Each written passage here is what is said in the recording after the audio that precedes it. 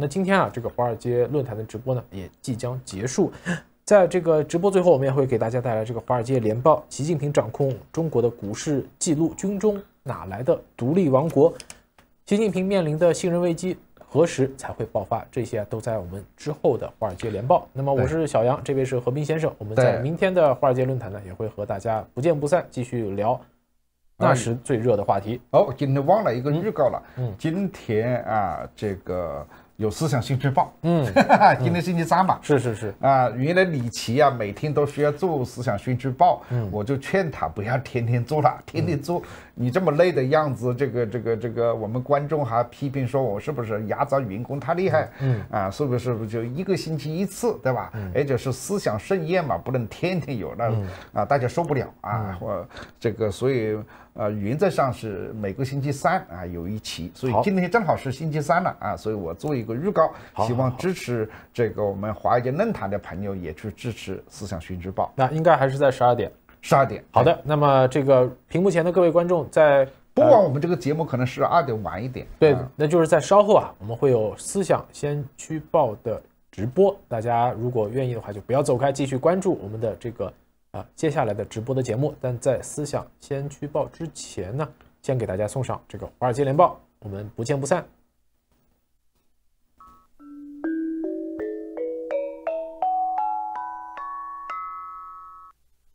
观众朋友，大家好，欢迎收看今天的新风视线。9月20号，吉林中研股份在上海证券交易所挂牌上市，成为了今年第200家境内上市公司。这是一家生产高分子材料的公司，在此次 IPO 中筹得了9亿元人民币。而中国的证券交易所今年迄今一共已经筹集了超过400亿美元，是华尔街筹集金额的2倍多，几乎占全球 IPO 筹集总额的1半。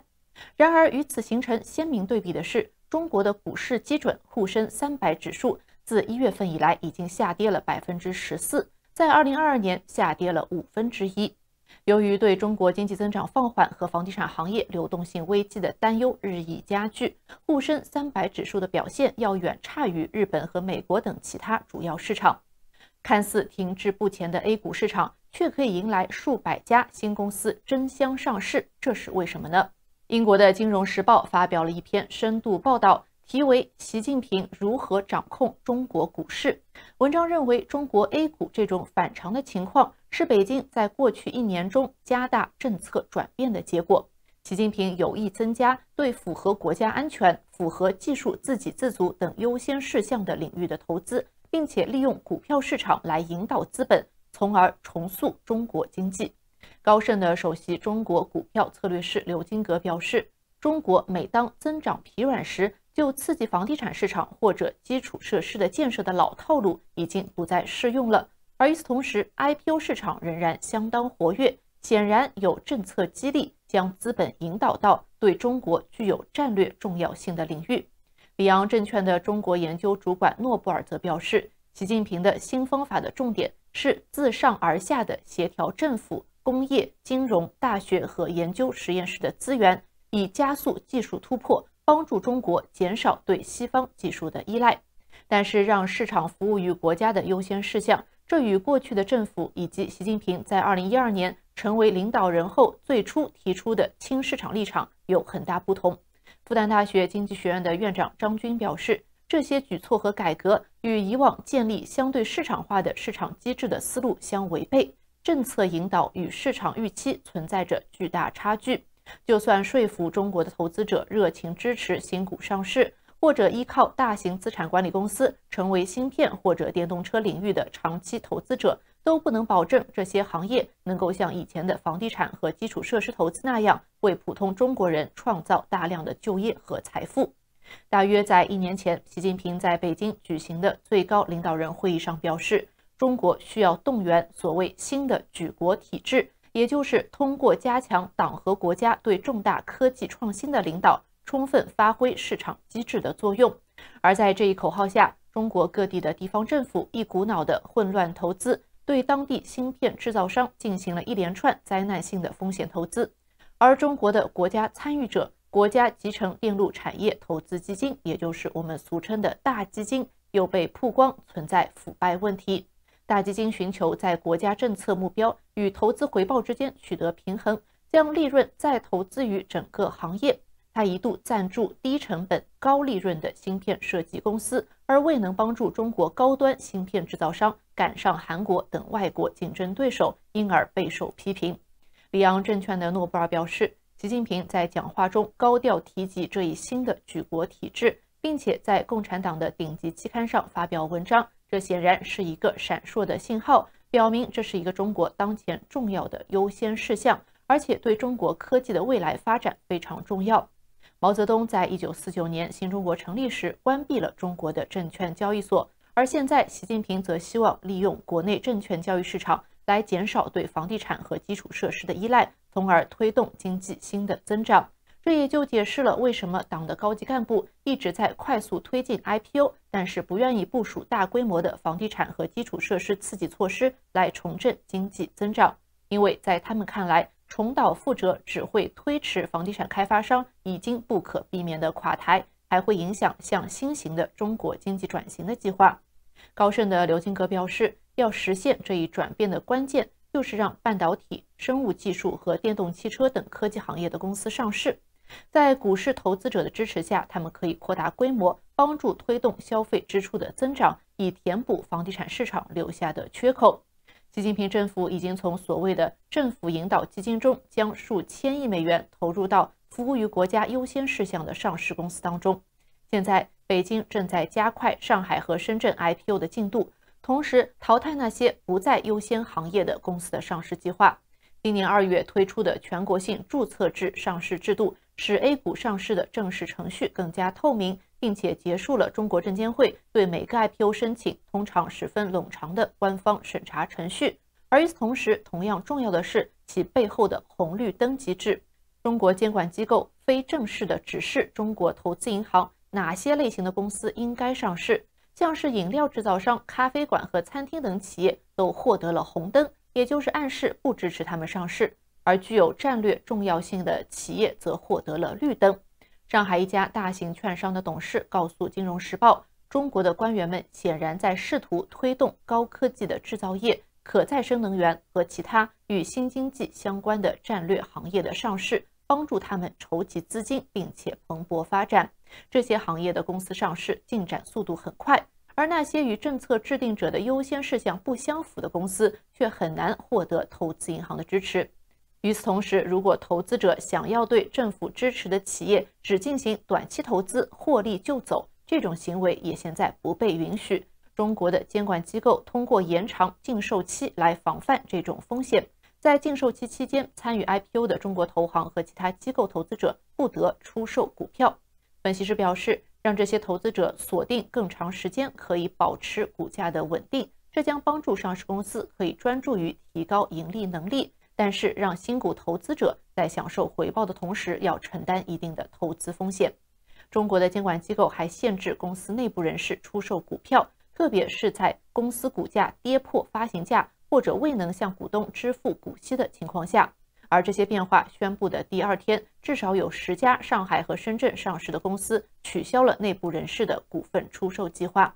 数据显示，目前中国近一半的上市公司有部分股东无法将手头的股票套现。但是现在这种新型的从上到下协调一致的资本市场方式已经造成了混乱，官员们正在忙于遏制这种混乱。一个主要的担忧是，大量新上市公司拖累了现有股票价值，散户经常出售老上市公司的股票，换取资金来竞购新上市的、获得政府支持的公司的股票。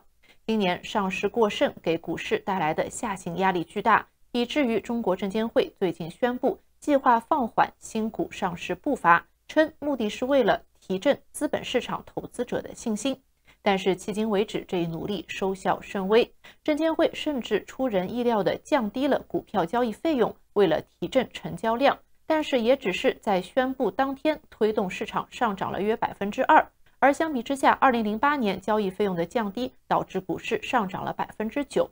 A 股市场未能够像以前那样做出积极反应之后，中国当局正在鼓励广泛的机构投资者来购买和持有战略行业的股票，以支撑股价。最新的此类举措发生在本月早些时候，中国保险业监管机构降低了国内股票的指定风险水平，试图促使一向谨慎的保险公司购买更多的股票。这些措施都表明，习近平所宣称的充分发挥市场作用的计划附带着一个重要的附加条件，那就是这些市场将接受党的明确而频繁的指导。龙州金讯的分析师托马斯·盖特利说，政府将这些优先行业的公司上市，并让他们对投资者来说变得有吸引力，因为他们拥有政府补贴或者政府背书。而所谓的新型战略虽然说是市场驱动，但不是完全是市场驱动，政府的大拇指其实决定着这一市场的规模。而并非所有人都对政府在中国股市中的作用增强感到高兴。对于那些仍然可以自由地从中国股票中套现的人，也就是外国投资者来说，今年他们仍然会毫不犹豫地这样做。根据《金融时报》对证券交易所数据的计算，上个月通过沪港通进行交易的海外投资者卖出了创纪录的120亿美元的中国股票。基金经理表示，中国正处于结构性降级之中，国际投资基金永久性地减少了他们认为需要配置的中国股市的资本比例。事实上，在习近平上任的初期，人们是相信国际资本将有助于抑制中国股价波动，从而推动了当时轻市场的改革，也引领了中国证券被纳入大型全球基准指数。而现在，随着外国基金纷纷抛售所持有的股票，交易员和策略师表示，中国的国有投资者，也就是所谓的国家队，正在忙着买入，以防止市场出现更加严重的暴跌。高盛的分析师透露，政府相关实体在过去几个月对股市的参与程度大幅上升，而且他们一直在购买符合中国长期战略领域的股票。但是中国金融界的资深人士表示，这种做法是不可持续的，并且警告说，仅仅为了支持估值而将资金投入战略股票是一种资本浪费，而这些资本原本可以在其他的地方得到更有效的利用。一位资深的投资银行家表示，不通过改变供给或者需求来改变市场预期，而是引导资金进入市场，从长远来看，这是行不通的。政府现在这样做的原因，只是因为这是目前最简单的选择。还有一些投资者警告，不断扩大国家对股权投资的控制体系，可能会对中国股票的国内和全球吸引力都造成持久的伤害。总部位于伦敦的 Polar Capital 的基金经理 Jerry Wu 表示，国际投资者关心中国经济增长和私营企业，希望看到政策制定出一些一致和持久的趋势，表明中国再次成为一个实用主义者。但是这一希望可能要落空。复旦大学经济学院院长张军表示，以前的市场导向路径与当前的新的全国性路径之间存在紧张关系，而且在可预见的未来可能会持续下去。经济学家表示，北京青睐的科技行业，比如说半导体、电动车、电池和其他高端制造业，根本无法提供中国最高领导人预期的就业机会规模，或者推动大规模的消费支出水平。北京大学金融学教授、卡内基中国高级研究员 Michael Pettis 表示，专注于科技投资存在两个问题：一是科技行业相对于之前的房地产和基础设施行业来说，规模非常小；二是投资科技并不一定会让你变得更富有，它必须在经济上可持续。北京希望股价上涨可以像以前房价上涨一样，为中国中产阶级带来强大的财富效应。但是政府今年至今未能推动股市反弹，反而进一步削弱了散户投资者的信心。如果中国股市长期落后于其他市场，可能会开始拖累家庭支出，并且进一步阻碍经济增长。中国金融问题的独立研究专家 Fraser Howey 指出，中国并不是唯一一个人工智能、半导体和电动汽车成为投资热点的国家。他说，在1年多前，每个人都在谈论，也许中国会成为未来全球人工智能的领导者。然后，美国的 ChatGPT 一下子出现了，投资者立刻开始涌向这些欧美的人工智能公司。现在，全球人工智能相关股票都在大涨，但是中国的公司并没有尝到这个甜头。像英国的芯片设计公司 ARM 最近也在纽约上市，这次 IPO 为 ARM 的母公司软银带来了50亿美元的收益，超过了今年在中国上市的任何一家公司的融资额。Fraser Howey 说，习近平想要所有这些东西，但是他想要的方式很特别，因为他同时还想要做到自给自足和政治控制。这就好比你必须在一只手被绑在背后的情况下做出所有的这些事情，这会限制你的能力。以上就是今天节目的全部内容，与您分享了来自《金融时报》的深度报道，习近平如何掌控中国股市，希望您喜欢。如果喜欢，记得点赞并且订阅我们的频道，我们下期节目再见。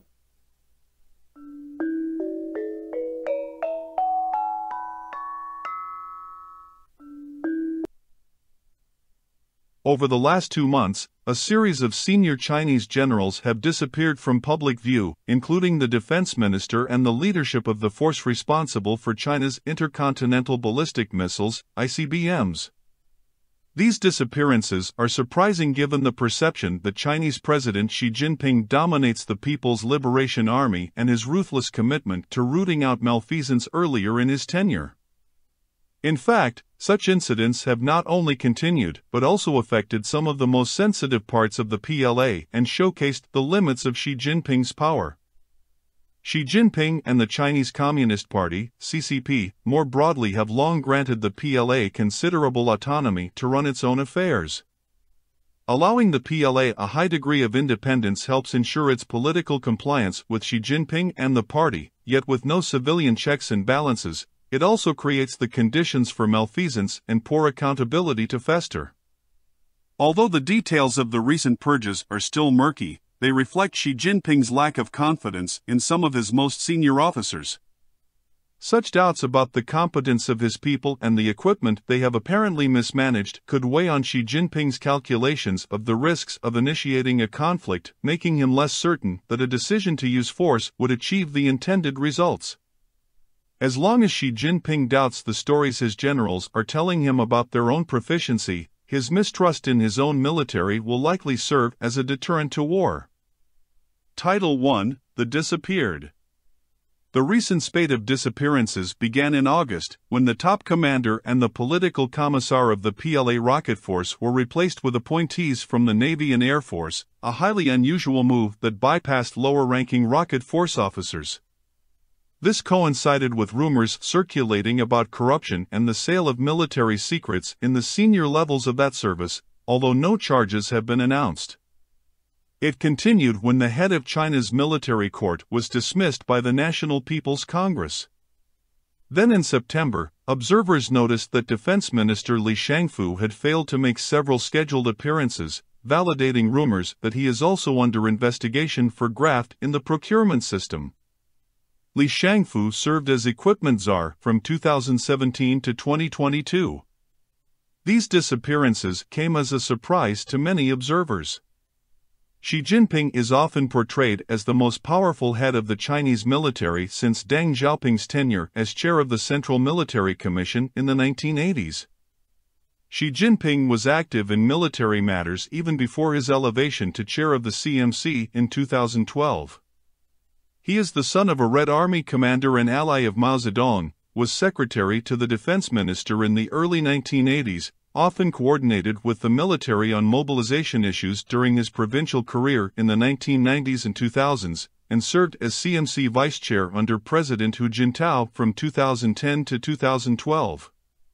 Xi Jinping has since burnished his credentials under the so-called CMC chair responsibility system, which holds that the chair is ultimately responsible for key military decisions. Xi Jinping has also spent more time than his predecessors inspecting military units and has published several military treatises that have become required reading for service members. Eliminating senior officers who were either corrupt or of questionable political loyalty, or both, was a major task for Xi Jinping at the start of his tenure as CMC chair in 2012. His anti-corruption drive netted at least 45 high-ranking military officials between 2013 and 2016, as well as retired military brass such as former CMC vice chairs Su Kaiho and Guo Boxiong. Anti-corruption investigations have since become less common, promoting the view that Xi Jinping's early efforts to clean house had been largely successful. Xi Jinping has also remained heavily involved in military appointments, reportedly weighing in on promotions down to the rank of Major General. At the 20th Party Congress last year, Xi Jinping selected a new slate of officers for the CMC, including Defense Minister Li. These picks were assumed to be reliable, competent, and loyal. The specific cases are even more surprising because of the positions these officers occupied. The Rocket Force is responsible for China's ICBM force and is thus the PLA's most sensitive service. The military court is part of the internal control apparatus and, like any military justice system, requires its own leadership to be free from scandal to perform its duties. The defense minister is one of only 6 uniformed officers who sit on the CMC and is China's top military diplomat, managing relations with the Russian military and other forces. Presumably, candidates for each of these roles would have been subject to the most rigorous possible vetting and personally approved by Xi. His failure to ensure compliance in these critical roles raises questions about his success in managing the military more broadly. Title II: Corrupt Bargains.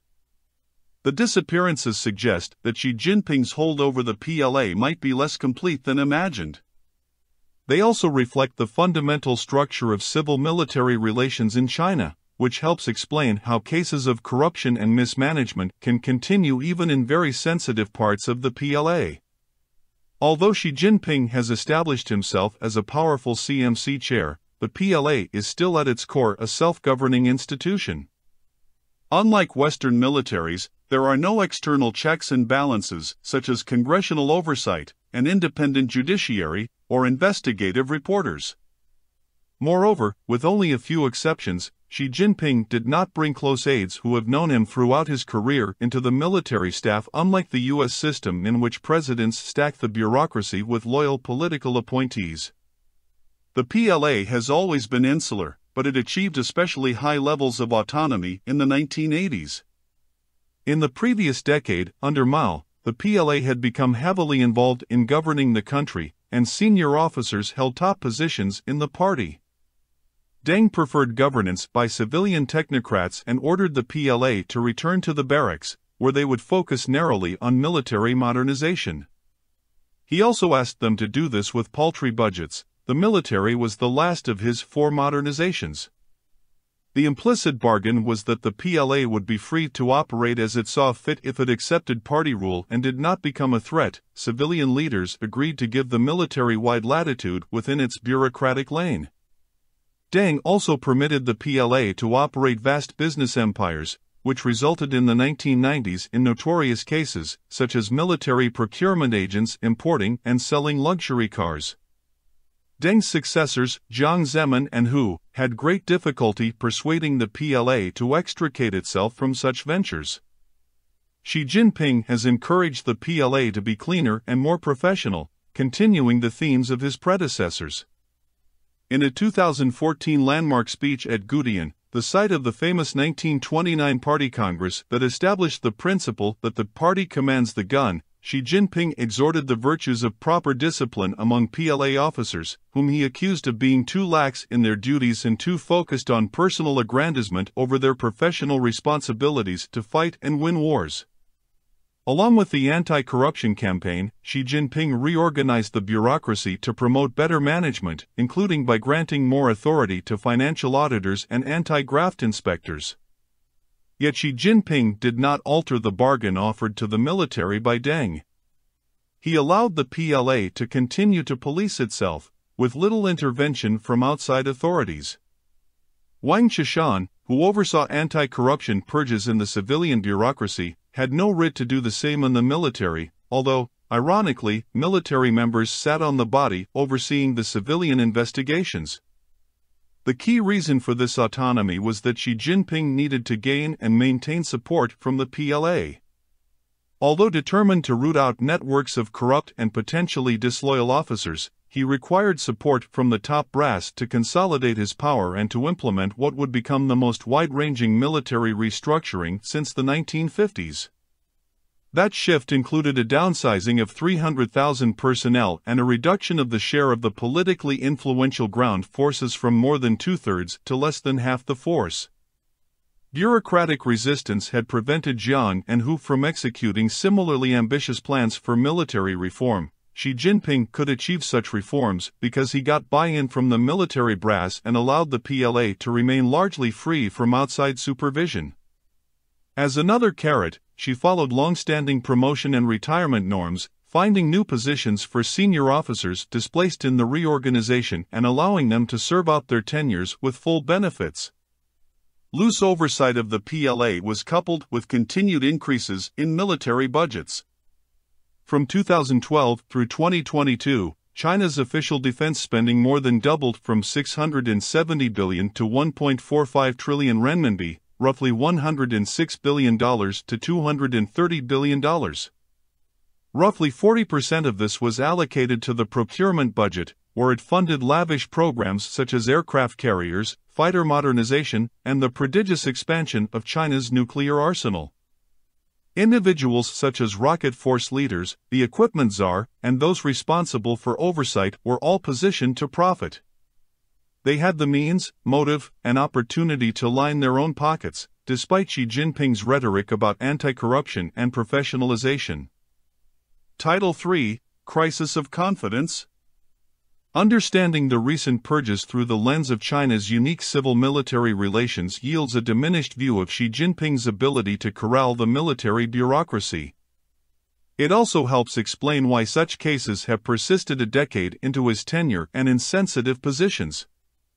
Xi Jinping's political need to grant the PLA a high degree of autonomy can also help account for other surprising cases in which the military appeared to operate outside the bounds of civilian control, including controversial infrastructure construction plans in the Doklam region of Bhutan, which sparked a 2017 diplomatic crisis with India and appeared to take the leadership off guard, and February's spy balloon incident, which likely saw the PLA conducting clandestine programs free from oversight or coordination.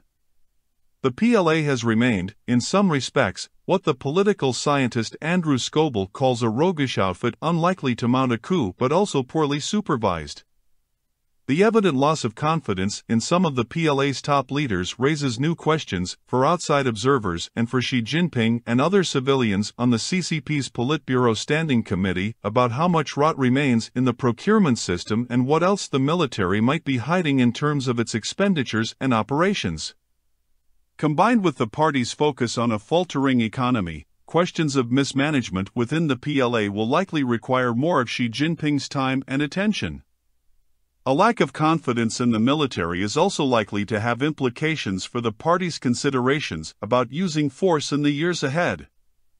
Given his background, Xi Jinping is likely aware that the PLA is a scandal-prone institution that is hard to control, despite propaganda efforts and periodic anti-corruption drives.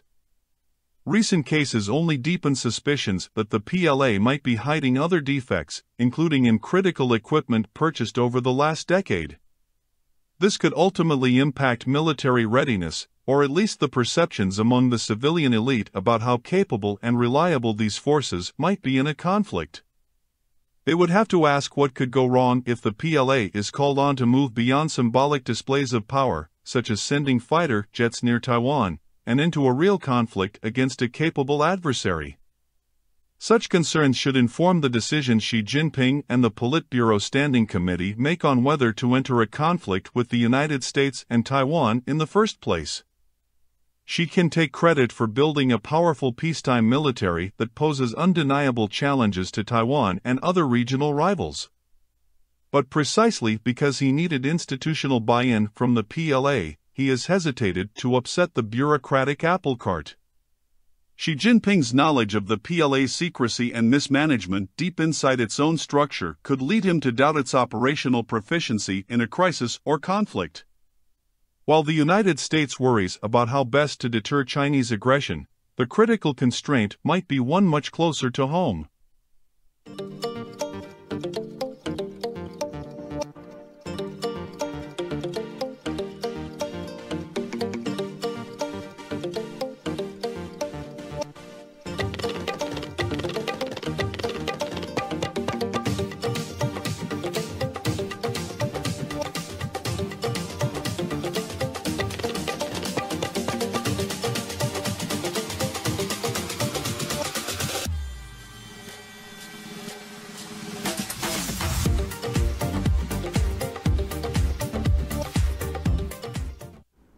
大家好，我是华尔街电视的小安，为大家主持一档新的节目《亚洲大眼睛》。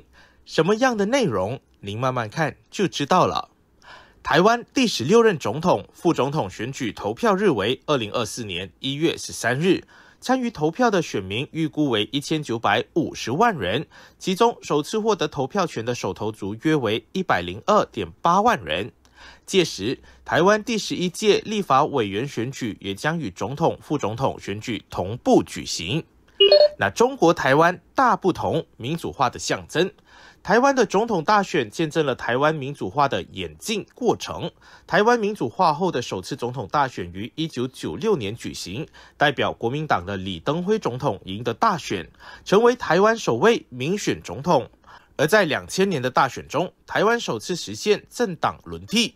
当时担任台北市长的陈水扁代表民进党首次赢得大选，获得执政权。从那个时候开始至今，台湾又经历了2次的政党轮替。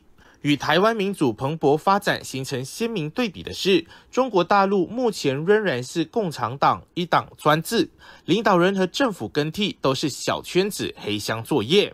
前中共领导人邓小平为了防止终身制，曾经立下最高领导人任期不超过2个5年任期的规定。但是这一规定在去年10月中共20大上被一心谋取第3任的习近平给打破了。美国之音就报道，台湾举行总统大选本来与北京当局没有关系，但是由于北京对台湾总统参选人和候选人有好恶，因此在过去的大选前曾故意放话要台湾的选民拒绝投某位候选人的票，但是台湾的选民偏偏不信邪，往往不畏恐吓，偏偏要把票投给北京不喜欢的政党候选人。那就总统、副总统参选人、候选人而言，台湾的选罢法规定，候选人可以由政党推荐，也可以通过联署产生，联署人数的门槛为29万人。台湾县4角督选战。台湾首富郭台铭8月28日公布其参选意愿后，台湾总统大选正式进入4角督局面。继在野蓝白阵营的中国国民党参选人侯友宜、民众党参选人柯文哲、无党籍的郭台铭3人挑战绿营的执政民进党参选人现任副总统赖清德1人。那曾公开承诺支援侯友宜的郭台铭强调，自己参选是为了扮演主导角色，推动蓝白在野阵营整合，称在野不整合，便宜赖清德。但此举已造成了泛蓝战营进一步分裂。国民党批评郭台铭没有诚信，警告党内人士若替郭台铭助选，将有涉党纪会严肃处理。BBC 就报道，若郭台铭执意参选到底，只会让民进党参选人赖清德躺赢，对北京而言也并不乐见。另外，他9月中旬委任艺人赖佩霞为其竞选搭档，每个举动都话题性十足。然而，数周来各项民调都显示其支持度一直敬陪未坐，落选其他3名参选人。郭台铭就表示，企业家治国的时代来临了，自己是几位总统候选人当中唯一具备经营管理能力、拥有近50年实务经验的企业家。放眼台湾政坛，舍他其谁？那他提到，民进党执政7年多来，政治、经济、国防、外交都走到悬崖边上。去年9合1大选民意很清晰表达不满，这次总统选举必须下架民进党并推动政党轮替，但遗憾过去3个月来，在野力量仍各有计算，整合工作完全没有进展，恐怕将便宜赖清德，因此决定扮演主导改变的角色，让陷入僵局的在野力量启动整合，民意永远大于党意，公益永远大于私利。他自称本来没必要选，但是郭台铭所代表的中间声音却不能缺席。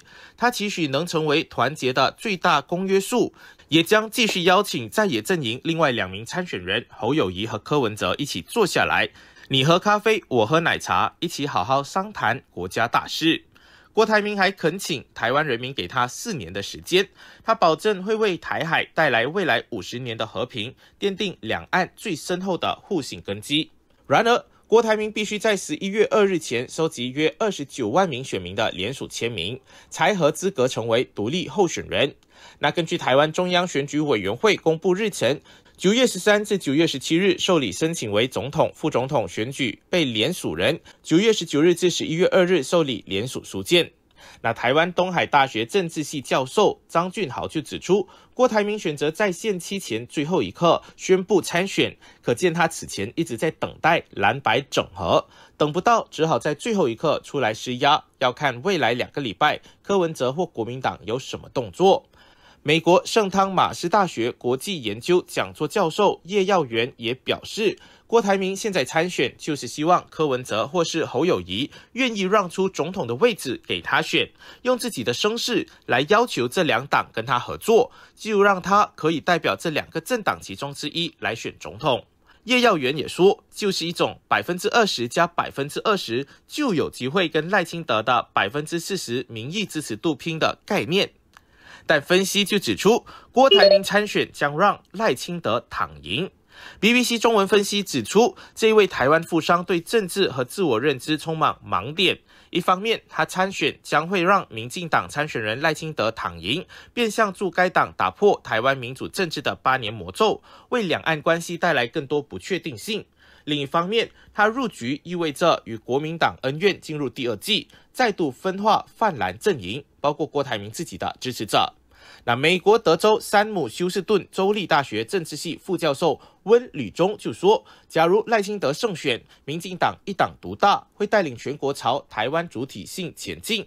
他认为台湾不会立刻独立，但是台湾独立更有机会成为社会唯一共识。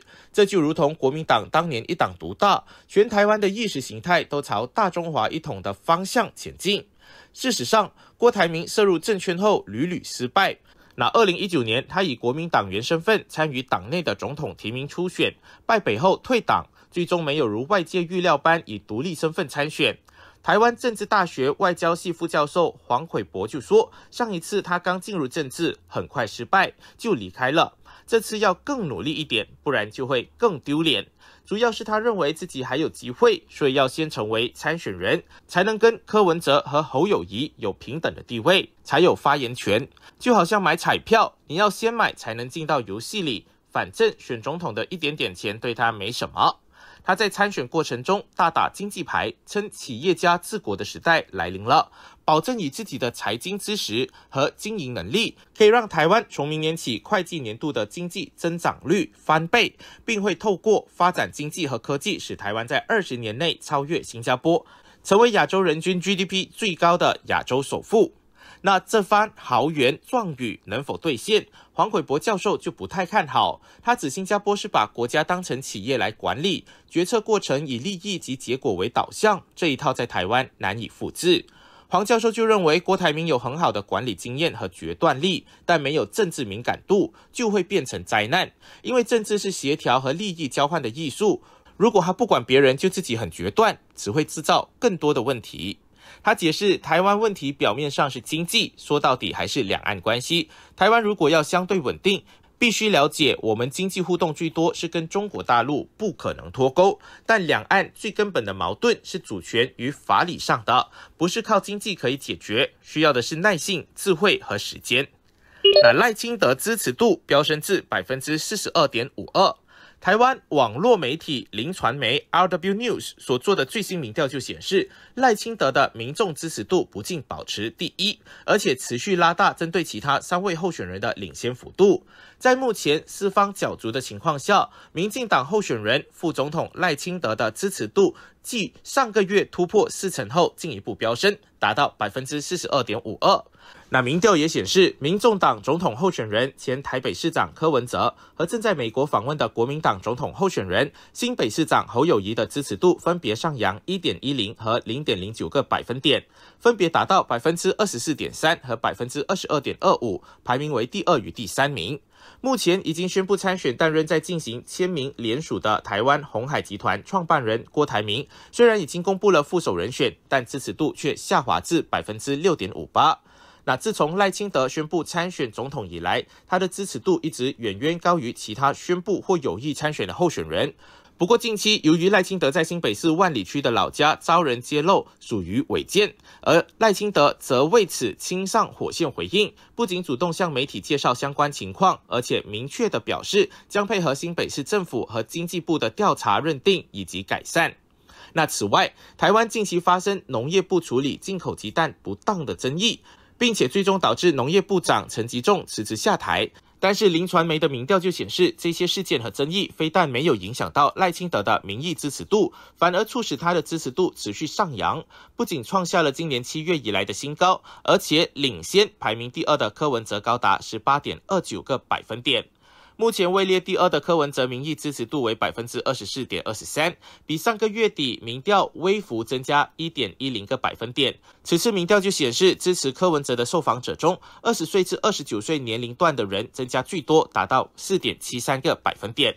而目前正在美国访问的国民党总统候选人侯友宜，在最新民调中的支持度也有微幅上升，但是不到1个百分点，而且还在误差范围内。调查就发现，侯友宜在20岁至29岁年龄段的女性中支持度上升最快，达到 2.01 个百分点，也是各个年龄段中上升最多的选民。但是过去一贯被视为国民党基本盘的60岁以上的选民中，侯友宜在60岁以上女性选民中的支持度却出现下降，跌幅达到 1.87 个百分点。当然，另一方面，郭台铭的选情也引人注目。他在今年7月尚未公开宣布参选时，民调显示的支持度为 9.22%， 8月时的民调支持度也有 8.96%， 但是他8月28日正式宣布参选，并在9月14日宣布他的竞选搭档为资深艺人赖佩霞之后，他的民意支持度却不升反降。此次民调显示，支持他的选民只有 6.58%， 比他正式宣布参选前还低很多。政治分析师就认为，赖佩霞被提名为竞选搭档之后，立即出现有关他双重国籍、学历以及心理师证照方面的争议，让郭台铭的竞选团队应接不暇，从而导致赖佩霞的加盟不仅没有给郭台铭加分，反而可能拖累了他的民意支持度。那北京最不希望赖清德胜出。北京当局目前对台湾大选的进展和民调也非常关注。在目前4组候选人当中，北京最不希望赖清德胜出。这不仅因为赖清德自己过去曾在台湾的立法院公开表示他是务实的台独工作者，而且北京已经认定赖清德胜选后一定会继续推行所谓的台独路线。另外，3组候选人都主张要与中国大陆对话和和平相处。国民党坚持一个中国各自表述的9·2共识，而柯文哲则曾提出两岸一家亲。郭台铭创办的鸿海和富士康公司则在中国大陆拥有庞大的投资，以及雇佣了很多人的苹果代工厂。不过，如果台湾的大选选情在未来的3个多月不出现大的变化，北京当局未来需要面对和打交道的，可能还是新一届民进党政府。谢谢大家，这就是第17期的亚洲大眼睛，希望听到您的意见，留言在节目下方。We're here to talk about your most recent book, but before we do that, I'd love to learn a bit more about your experience working as a journalist and correspondent in China. Would you be able to share with us what you found most interesting as well as potentially most difficult working in China? Well, I first worked in China as a journalist in the 1990s. I went to China in 1994 for the Baltimore Sun, and then in 1997 I moved over to the Wall Street Journal and worked in China till 2001. That was a time when things were opening up more and more. I came back around the time of the Olympics in 07-08 as a full-time correspondent again in 09. And by then, most restrictions on journalists had been eliminated. So it was a period in the 90s and 2000s when things were getting sort of better and better, easier and easier. In the 2010s, maybe coincidentally or not, under Xi Jinping, things began to get a little more tight, especially for reporters who covered elite politics. From 2010 to 2020, I was accredited for the New York Times, although I was a freelancer and working on my own projects, such as this book, for example. But I was accredited for the Times, and one of my colleagues, Chris Buckley, had a lot of trouble keeping his visa going because the government kept harassing him and giving him shorter and shorter visas and so on. And one could sense that things were getting more and more sensitive. I remember in 2019, I went to Anhui province to go to that county. I can't remember the name. Wuwei County, I think, where the initial sort of, at least the legendary beginning of the reform era with the farmers and so on, who made this pact to farm their own land. And at the end of that, we were followed around by local officials. And you'd think this was sort of a positive place to be, and they sort of drove us out of the county. So things were getting tighter and tighter, and I think now it's just getting really hard to be a reporter in China. And Ian, do you still travel to China, or have you traveled to China since COVID? I know that has really impacted quite a bit of the back and forth between the US and China. Yeah, so I was expelled from China in March of 2020 when, again, if you recall, back in January of that year, the Trump administration expelled 58 Chinese journalists, and China retaliated by expelling roughly 15 journalists. These were all the people with US passports who were accredited for the New York Times and the Wall Street Journal and the Washington Post and a few other media outlets. Basically, they got rid of almost everybody from those media outlets. And so I was expelled, but it wasn't a personal action, aimed right at me. It was because it was this tit for tat expulsions because the US government had done something similar. So I went back in May of this year as a fellow with CFR, where I'm now working. I did not have a journalist visa, a J visa. I had an F visa, a visitor visa. And that was not really any problem. I didn't go back to work as a journalist. I was going back with a think tank, but I was of course talking to people, and then later I wrote a piece for Foreign Affairs.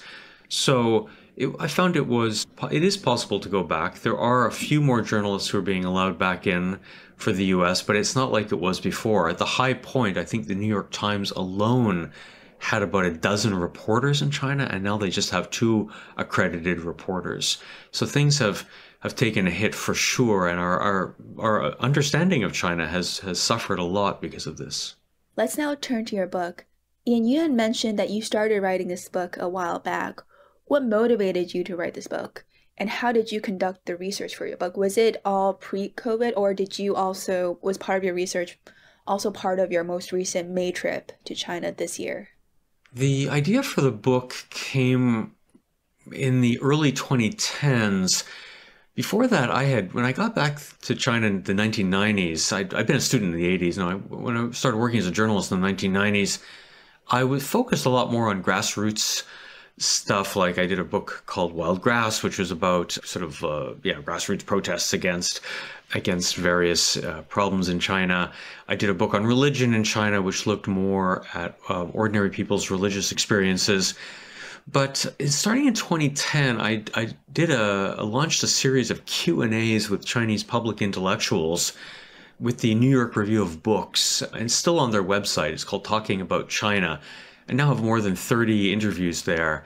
And I began to talk to people about what they saw as the pressing issues facing China.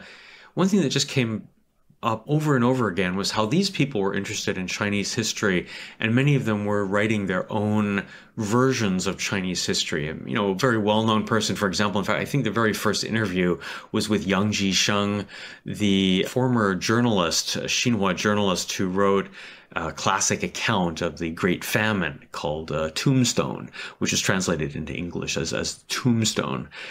And so there were more and more people began to talk about history, the importance of history, and I began to understand that this was a trend that was a little bit different from the past. Of course, people in all countries and all eras of China have been interested in history. It's something that humans, I think, is very important to humans for sure.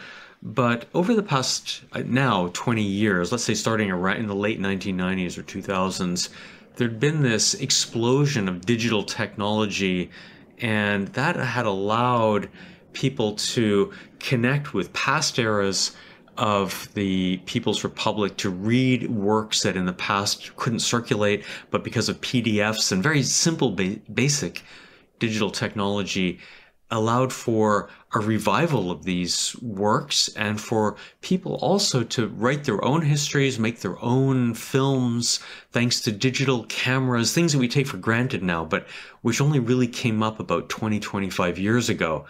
And so I began to think this would be a really important topic and trend, and I began to just follow it throughout the 2010s, even in the Xi Jinping era, because we think of that as a period of a giant surveillance state being built. But this trend continued, and I continued it on until I was expelled in March of 2020. So that was the beginning of the COVID era. And then I continued to follow it from afar. I was then, of course, in touch with many people and could follow them from afar. My most recent trip was too late. By then, the manuscript had already been finished. But it was good to reconnect with people and just see that they were still active and still working on their projects. One of the central points that you make in your book is that the past in China serves as a battleground. It's often politicized. You mentioned that successive Chinese leaders, both dynastic leaders as well as contemporary Chinese leaders, have used history to legitimize their role. And the Chinese state have also used it to control their own people. As you engaged with these Chinese underground historians, how have they seen Chinese leaders try to control history? In particular, how do you see what the CCP is doing now as different, or perhaps similar, to prior Chinese leaders? Yeah, we have to, again, remember that the history is a battleground in every country, and I always joke that Americans are still debating events that took place in this country in the Ming Dynasty. So that was, and what I mean by that is we're still debating the centrality of slavery to the founding of the United States, the introduction of slavery in 1619, and we debate things like the civil rights movement or discuss them from the 1950s and 60s.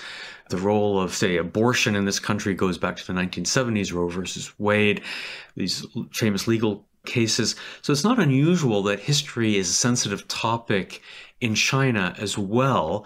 However, I think the role of history goes beyond what we see in many countries because the Communist Party legitimizes its rule by calling on history. And essentially the message that you get, and you can see this really clearly if you go to the National Museum of China on Tiananmen Square, there's a standing exhibition there, a permanent exhibition called The Road to Rejuvenation.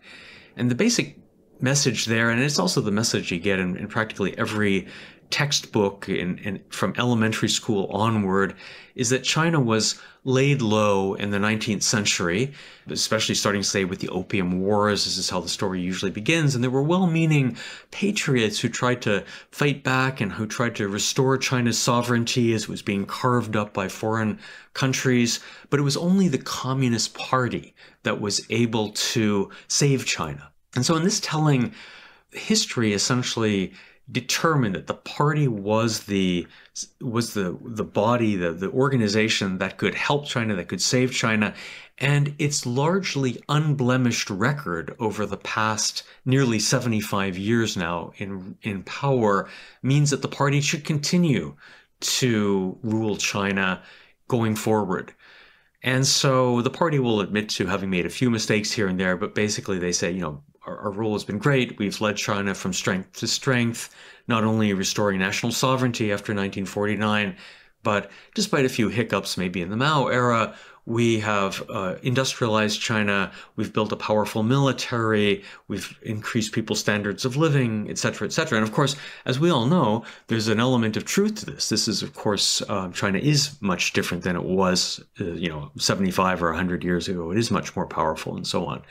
But in doing so, they quash any talk of the problems, such as the Great Famine, where up to 45 million people died, the Cultural Revolution, and on, many other examples of turmoil, even in the Reform era, Tiananmen, et cetera, or more recently, the ethnic clashes in Xinjiang in Tibet, and the potential mishandling of the COVID crisis, early on in Wuhan, and then later in how it was lifted. You can't really talk about these things. And so people in China have tried to document this on their own using, again, these digital technologies. I think, you asked, is there any difference now from before? The difference is that we have a very strong leader under Xi Jinping who has made control of history one of his signature policies. If we think of the big domestic issues, for sure, that Xi has launched since taking power in 2012, there are a couple. One would be the corruption crackdown. That's probably the first thing that people would say. There's been an effort also to change the economic structure in China. But from very, very early on, he talked about the importance of history.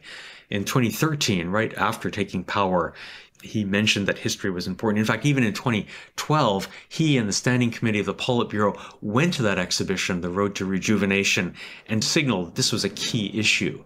And he said that you cannot negate the Mao era, you can't refer to problems in the Mao era, and so it's on. And then this culminated in 2021 with his adoption of a history resolution that sort of rewrote CCP history over the past 75 years. So I think what we're seeing now is a renewed commitment to the control of history, and I would say one of the reasons for that is that in the 2000s, the party felt that its version of history was being challenged by citizen historians, the kind of people I write about in my book. Ian, you mentioned that Xi Jinping has made history one of his signature policies. Is it fair to say that Xi places more importance on the control of history than his predecessor, Hu Jintao, or any of the more recent Chinese leaders since Mao? No, I think that to some degree that's true. I think Mao also put a huge premium on the control of history. He passed the first resolution on party history, something I describe in my book. And then Deng Xiaoping also, after the Cultural Revolution, passed the second resolution on party history. And these resolutions are basically guidelines for how people throughout China, and this includes people who make exhibitions, who make films, who write textbooks, who write the local histories of the counties, of the provinces, of the cities in China. You know, there's an entire network of people who write these gazetteers and so on. These are guidelines for how they should approach sensitive historical issues in China. So Xi Jinping, for the first time since the last resolution in 1981, he wrote this or presided over this new resolution in 2021 and has made this, again, a signature issue. I think one of the things that really worries him, because you can see this again in speech after speech that he's made, is the fall of the Soviet Union in 1990, 1991. He saw this as a failure of the elites in the Soviet Union to buy into their party's history, and that Gorbachev went too far with glasnost and perestroika and allowed alternative versions of history to rise up. And there was, very famous organizations in the Soviet era like Memorial, which I think won a Nobel Peace Prize later, and many other people like Solzhenitsyn and so on, very famous dissidents who challenged the USSR's history. He saw this as one of the key reasons for hollowing out the ideological framework that led even cadres in the system to believe in the system. And he didn't want this to happen. He said, we have to believe in our history. And so he doubled down on all of these stories. And over the 2010s, for example, the Internet regulatory body in China issued a whole series of things that you cannot discuss or you cannot challenge online if you're, on WeChat or writing an article or something like that, and made it even more and more explicit over the past 10 years about what can and cannot be discussed. And that links to what you were saying earlier, Ian, about how even as a journalist yourself, you experienced the 2010s, or at least the early 2000s and parts of the 2010s as a period where it was much more open and much more free. And perhaps to someone like Xi Jinping, this greater freedom was a challenge to his belief in the supremacy of the party as well as the party's control. Yeah, I think that's exactly right. I think what they saw happening was that the pendulum had swung too far in the 1990s and especially the 2000s, and that Xi was essentially brought in to rein in challenges in the party saw as challenges to its authority. If you were observing China or in China in the 2000s, it was a really amazing time when the media, the Chinese media, had a lot more leeway to report on problems in China. They could report on corruption. There were limitations, of course, but you could bring up all kinds of problems in Chinese society. One of the signature turning points in 2003, the case of Sun Zhigang, who was a young migrant worker who was beaten to death in police custody because he didn't have the right papers on him. This led to a revision of Chinese residency requirements or laws on paperwork that people had to carry with them. And this was all reported in the media. It was essentially scoops that various media outlets came up with, and they did investigative reporting. I think we maybe at the time thought, well, this is great. This is an amazing time. There were blogs that were coming up. The internet wasn't really under control yet. So Weibo was sort of analogous to Twitter in Western countries, was a kind of a free-for-all where there were all kinds of people, influencers, and so on and so forth. And even in the Hu Jintao era, in the later Hu Jintao era, this began to be reined in.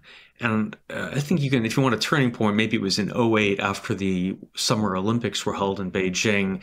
Maybe a symbolic act might have been the detention of the future Nobel Peace Prize winner Liu Xiaobo in late 2008 after Charter 08 was released, his imprisonment. In 2010, they began to rein in Weibo and so on and so forth. And so when Xi Jinping, he comes in 2012, he's part of this trend that the party has already launched, but he just, being a more forceful leader with more levers of control than, say, Hu Jintao has, he's able to supercharge this crackdown further. And this relates to some of the main content of your book, which talks about China's underground historians, or I guess how you describe them as Jianghe historians, those that challenge the official Chinese government narrative or version of history. It seems to me, at least, might have been quite powerful up until 2008. But how have they operated since then, and how do you see their ability to influence the Chinese government now? Yeah, they were more in the public sphere. They had more platforms. There were independent documentary film festivals that were held in China up until the early 2010s. I think one of the points that I want to make in this book, at least, is that these people are still active. They're still doing things in China. They do not have the same public platform that they had before, but they are still at it. They're still making films. They're still writing books. One of the journals that I profile, Remembrance, GE, this journal is still publishing every 2 weeks, a long, like 120, 150, well, it's just roughly 100-page journal on Chinese history made by primarily Chinese historians inside China today. And this is similar in a way to the Samizdat movement in the Soviet Union, where things were circulated more surreptitiously in society. You don't have the ability to go on social media and spread this, but by using, again, this simple digital technologies like PDFs, like email, or even just thumb drives where you hand a movie or something over to somebody else, you still have a spreading of ideas. And this does not directly impact the government, except to make, I think, Xi Jinping want to crack down even further. Hence, he had this resolution in 2021, etc. But I think sometimes when we're looking at the creation of social movements, we're sometimes too focused on the street protests, the big showy things that challenge governments. And we sometimes, I think, have to look earlier to the earlier phase of social movements when ideas spread. And I think by taking a longer historical perspective, say 25 years, what I'm trying to show is that there has been a fundamental change in how public intellectuals and thinking people in society understand their history.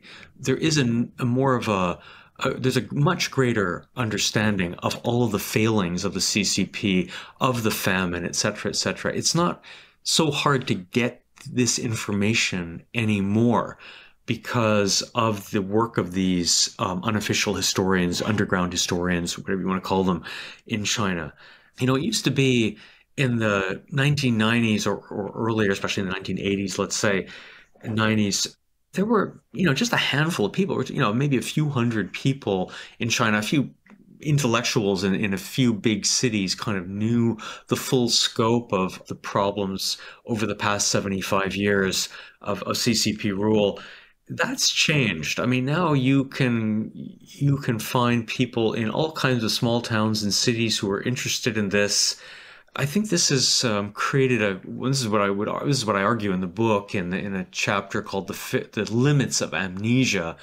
I challenge the idea that amnesia has triumphed and is dominant in China. And it's true that, most people don't know stuff, but that's probably true in any society, right? If you ask young Americans to find China on a map or even the United States on a map, they can't and stuff like that. But it doesn't mean that a lot of people don't, in China, it doesn't mean that a lot of people aren't aware of, say, Tiananmen. Sure, if you go to a campus, sometimes foreign journalists will do that. They'll go to Beida, Peking University, with a picture of Tank Man and say, do you know who this is? And most people, even if they can, answer honestly, they'll say, I don't know who that person is, right? That doesn't mean that there aren't a significant number of people who aren't aware of stuff. And this is because of a variety of reasons, because of, I think, of this slow spread of information and at a lower, less kind of visible way than social media. And also because there are a lot of people in China today who do have VPNs, virtual private networks, which allow you to, if you're inside China, to jump over the firewall and look at stuff that's banned. And we know that there are millions and millions of Chinese who regularly use VPNs. The numbers are inconclusive, but even if it's only 1% of the population, we're still talking more than 10 million people. So I think that there are a significant number of people who are aware of this today. And this is important in the long term, I think, for China, but it does not have an immediate impact on the government. Ian, I was really interested in what you mentioned in terms of taking a longer view of history. And when you mentioned that maybe it might take 25 years or more to be able to see the impact of some of these historians and the impact of their work. Are you seeing any evidence that, for example, histories documented or films created by these underground historians have led to change, whether that's in the form of leading to social movement or led to change in the form of changes in China's government policy? Yeah, it's an interesting question. When will this have an impact? When will it affect the China that we see and deal with in the world today? And, if you want to be honest about it, I think that the China that we see, that we deal with overseas and in foreign policy, it's going to remain largely the same for the foreseeable future. So I don't see any major change. Sometimes people say, is this analogous to the 1980s and the Soviet Union or some of these groups like that organization that I mentioned earlier, Memorial, that helped hollow out the Soviet system and led to Gorbachev to adopt policies like glasnost and perestroika and so on and so forth. I think it's too early in the process. If you want to make an analogy to the Soviet Union, and we have to make these kinds of analogies with very carefully and in a very limited way, but it's much more like the 1960s Soviet Union, where some of these people were becoming more prominent, were doing work like Solzhenitsyn, etc. But the Soviet Union was still strong and powerful, and certainly abroad it looked like a giant menace. We have to also, on top of that, realize that China is a strong economic country, unlike the Soviet Union, which had certain areas that were strong, like heavy industry and weapons and so on. China is really an economic superpower, whether it falls into the mid-income trap or whether it ever overtakes the United States. These are separate questions, but it is a much stronger economy, say, than the Soviet Union was. So we can't really look at analogies in history and see a direct correlation, but it's still, I would say it's still years away. But, if you want to look at what could be a precursor, about a year ago, coming up on a year ago, there were protests against the COVID policies. These were sometimes called the white paper protests because people held up blank sheets of paper, white paper, because they didn't dare write anything on it. So it's to show that they were kind of censored. And there were, hundreds, maybe a few thousand young people in a few Chinese cities who engaged in these protests. And throughout the COVID lockdowns, there were people, and especially, again, about a year ago, there were people who were posting from China onto foreign media sites that are blocked in China, like Twitter and YouTube, pictures of protests and evidence of the hardship of the lockdowns and et cetera, et cetera. And there was real unhappiness and unrest in China. And I think part of this was indeed the draconian lockdowns, which had kind of run their course and were no longer serving any purpose, but which the government clung to until the end of 2022. But part of it was probably also the economic slowdown that we're seeing in China today, the high youth unemployment. We've seen over the past few years terms that youth adopt, such as lying flat, and, it's kind of like dropping out of society, running away, Runstray or something, like trying to get out of China. And I think that if you think that China is in for a period of long-term economic slowdown, then we could see more protests like this in the future. In these protests that took place a year ago, some of the people that I write about in the book came to the fore, and their accounts of the past in China were very prominent on social media, such as the journalist Zhang Xue I write about. She's one of the two main characters in the book. Even essays by people in the Cultural Revolution, like Yulo Ke, their stuff was sort of repackaged, and the way you can do it on WeChat, and you make a little article, and then you can have your own little blog and then they get recirculated and so on. And sometimes they get banned and they get recirculated again and again. And so I think these things came up because there was a lot of frustration in society. And I think these people came to the fore because of that. And if we imagine that, or if we anticipate that China is going to go through some kind of a longer term economic slowdown because of the policies that they're pursuing and also because of demographic issues, etc., then that could be an opening for these people to become more influential in the future. Can you share a little bit more information about the demographics of the underground historians? Are they mainly folks who are in their mid or late years? Or do you see, for example, younger people, including some of the youth that are unemployed now, being much more interested in these types of alternative history? I think many of the people who are active get interested because of something that happened to them personally.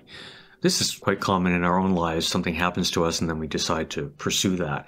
And so you find people who, let's say they went through the Cultural Revolution, they were sent down as youths to some remote part of the country, and this triggered an interest in the history of the Cultural Revolution. So one of the people I profile in the book is the founder of the journal Remembrance that I mentioned earlier, and he had been sent down to Inner Mongolia, where he learned all about Inner Mongolian and Mongolian history and the suppression of ethnic groups there. And so that became his life's work, and that was because of something that had happened to him. And now he's in his 70s, and so that person's experiences. But if you look at some of the people who went to Wuhan in 2020, they were younger people, for sure, people in their 30s and 40s, like Zhang Jian, the video historian who is still in jail and who made many firsthand video blogs about her experiences there, because for them this was like a giant thing affecting their country. They wanted to understand it better.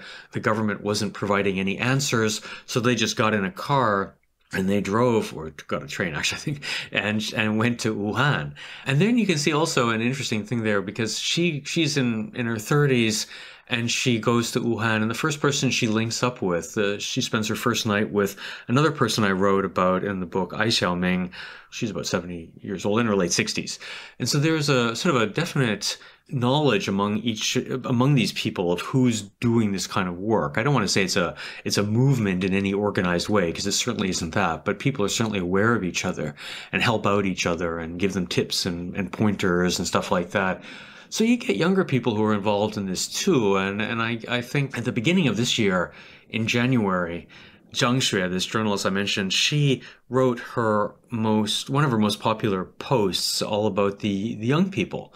And she made a very interesting quote where she cited Václav Havel. And in 1990, Václav Havel made a speech about the young people. And he said, who are the young people who grew up in what was then Czechoslovakia and didn't know anything except communism? They had grown up, they spent their whole life under communism, but they were at the forefront of these movements in Czechoslovak history, such as Prague the Prague Spring in 68, and even then 20 years later, at the end of the Cold War of communism in their country, they stood up again. Who were these people? Because they didn't know anything. They'd grown up in supposedly brainwashed, etc., etc.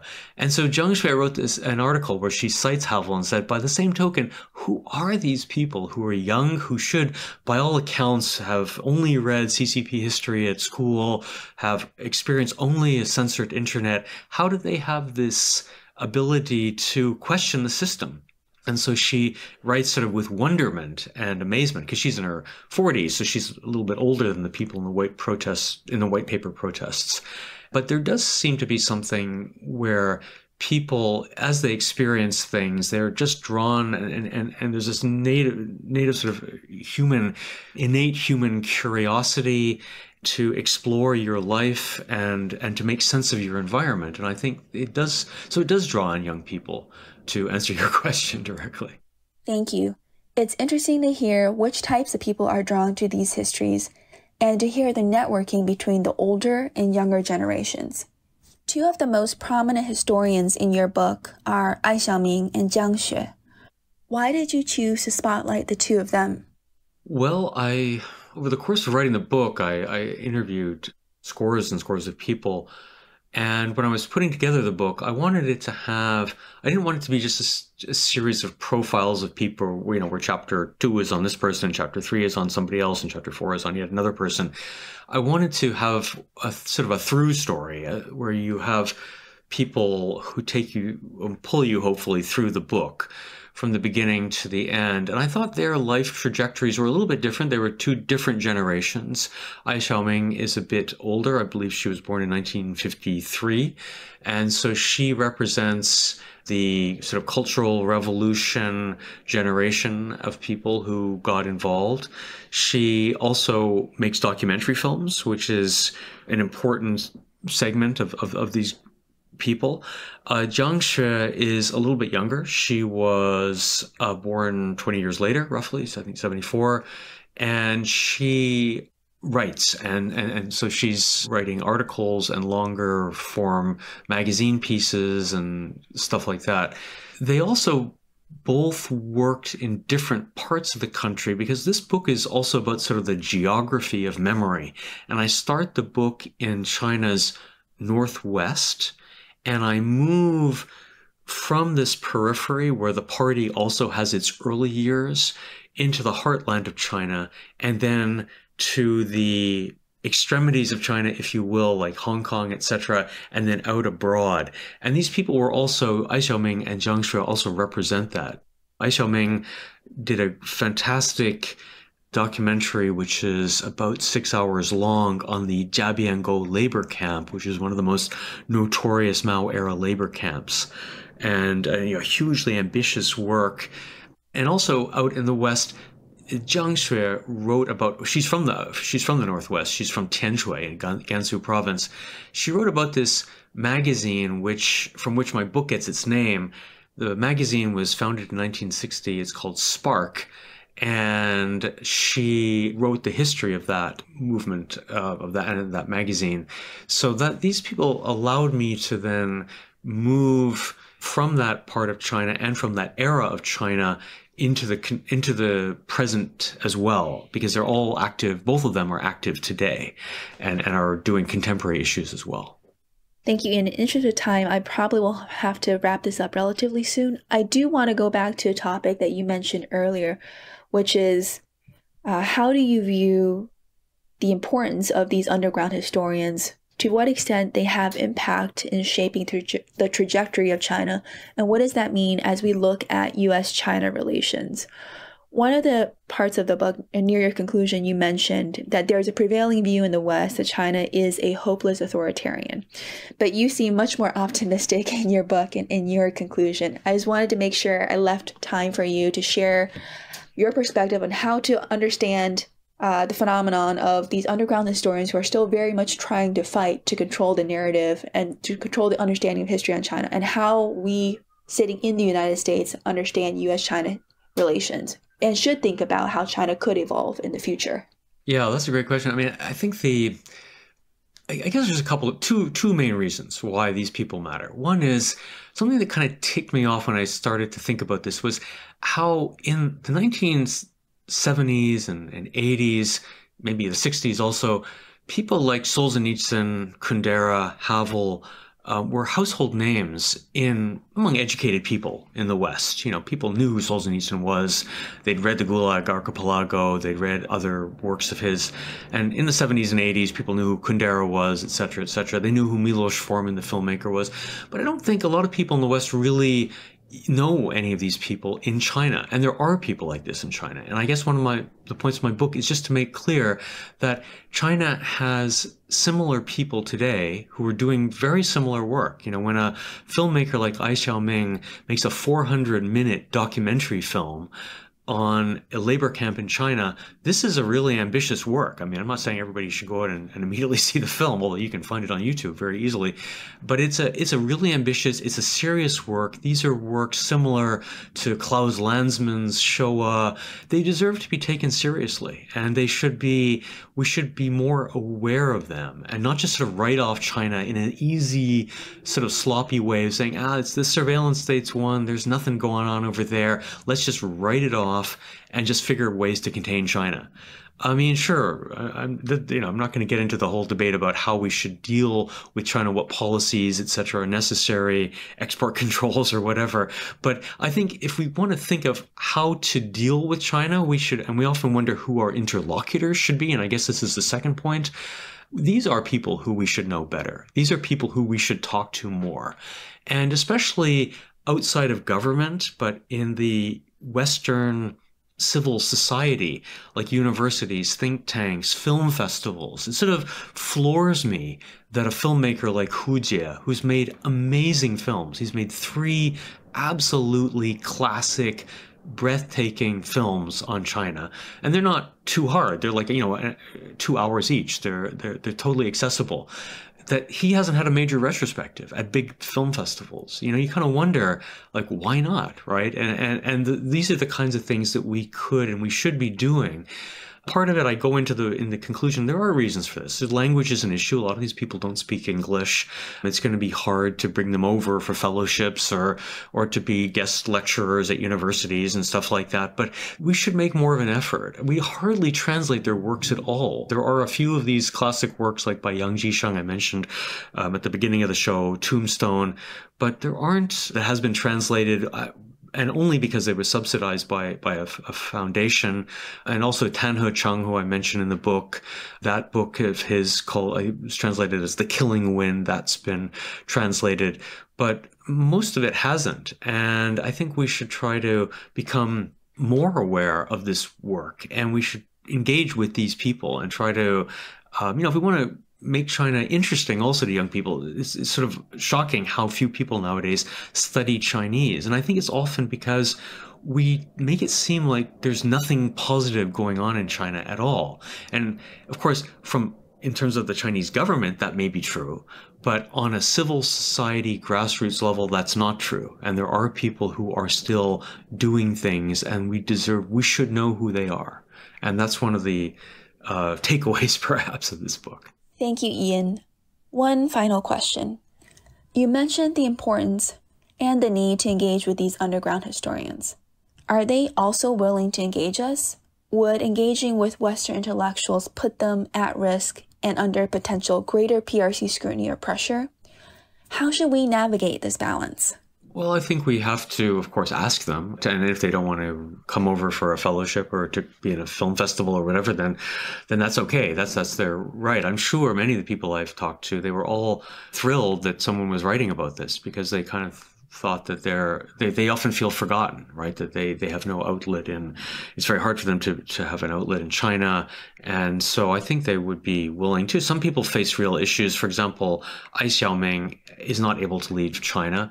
She was told by the Public Security Bureau recently that she cannot leave until 2032, which is a really specific time. Maybe that's when she's going to be 80 years old or something like that. So there are challenges to that, right? But we could do virtual events with them, or we there are other people who can leave China and they can talk and so on and come abroad. I think they'd be happy to. I mean, it's a real challenge also for these books to be translated. There's a young, very, very good nonfiction journalist named Yuan Ling, and his book on children in China, he calls them the silent children. It's a great book, and that book is being translated right now. I can't remember the name of the press. I think it's the New Press. Those are the sorts of things that are happening, but just not enough of that. And I think that we should just talk to the people and see what they want to do. And if they say, no, I can't talk, I'll get in trouble, then just like when I'm doing my research, then that's I'm not going to pursue it anymore, or I'll leave them anonymous.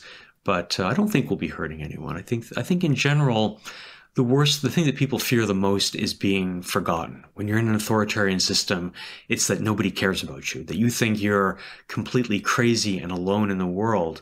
And then to have somebody from the outside world say, hey, we value your work, we want to celebrate it a little bit, I think people would just be very happy about that. Great. Thank you very much, Ian, for this fascinating discussion.